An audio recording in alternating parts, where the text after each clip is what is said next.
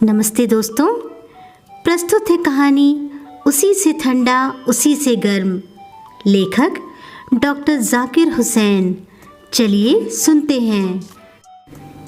एक था लकड़हारा, जंगल में जाकर रोज लकड़ियां काटता और शहर में जाकर शाम को बेच देता था। एक दिन वह दूर जंगल के अंदर चला गया। कटकटी का जाड़ा पड़ रहा था। उसकी उंगलियां बिल्कुल सुन्न होती जाती थी। वह थोड़ी थोड़ी देर बाद कुल्हाड़ी रख देता और दोनों हाथों को मुंह के पास ले जाकर खूब जोर से उनमें फूंक मारता कि गर्म हो जाएं। कोने में खड़े एक मियाँ बालिश्तिये उसे देख रहे थे। घूर घूर कर उन्होंने जब देखा कि वह बार बार हाथ में कुछ फूंकता है तो सोचने लगे यह बात क्या है। मगर कुछ समझ में ना आया तो वे अपनी जगह से उठे और कुछ दूर चलकर फिर लौट आए कि ना मालूम कहीं पूछने से ये आदमी बुरा न माने। मगर फिर रहा न गया। आखिर वे ठुमक ठुमक लकड़हारे के पास गए और कहा, सलाम भाई, बुरा न मानो तो एक बात पूछें। लकड़हारे को यह ज़रा सा आदमी देखकर ताज्जुब भी हुआ, हंसी भी आई, मगर उसने हंसी को रोककर कहा, हाँ हाँ भाई, ज़रूर पूछो। बस यह पूछता हूँ कि तुम मुंह से हाथ पर फूंक सी क्यों मारते हो।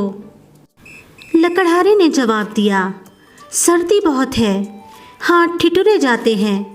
मैं मुंह से फूंककर उन्हें ज़रा गरमा लेता हूँ, फिर ठिठुरने लगते हैं, फिर फूंक लेता हूँ। मियाँ बालिश्तिये ने कहा, अच्छा अच्छा, यह बात है। यह कहकर बालिश्तिये मियाँ वहाँ से तो खिसक गए, मगर रहे आसपास ही। दोपहर का वक्त आया। लकड़हारे को खाना पकाने की फिक्र हुई। इधर उधर से 2 पत्थर उठाकर चूल्हा बनाया। आग सुलगाकर चूल्हे पर आलू रख दिए। लकड़ी गीली थी, इसलिए आग बार बार ठंडी हो जाती तो लकड़हारा मुंह से फूंककर तेज कर देता था। अरे, बालिश्तिये ने दूर से देखकर अपने जी में कहा, अब यह फिर फूंकता है, क्या इसके मुंह से आग निकलती है। लकड़हारे को भूख ज़्यादा लगी थी, इसलिए एक सिका हुआ आलू उठाया। उसे खाना चाहा तो वह ऐसा गर्म था जैसे आग। तो फिर वह मुंह से फूं फूं करके फूंकने लगा। अरे, बालिश्तिये ने फिर जी में कहा, यह फिर फूंकता है, अब क्या इस आलू को फूंक कर जलाएगा। थोड़ी देर फूं फूं करके लकड़हारे ने उसे अपने मुंह में रख लिया और गप गप खाने लगा। अब तो इस बालिश्तिये की हैरानी का हाल न पूछो।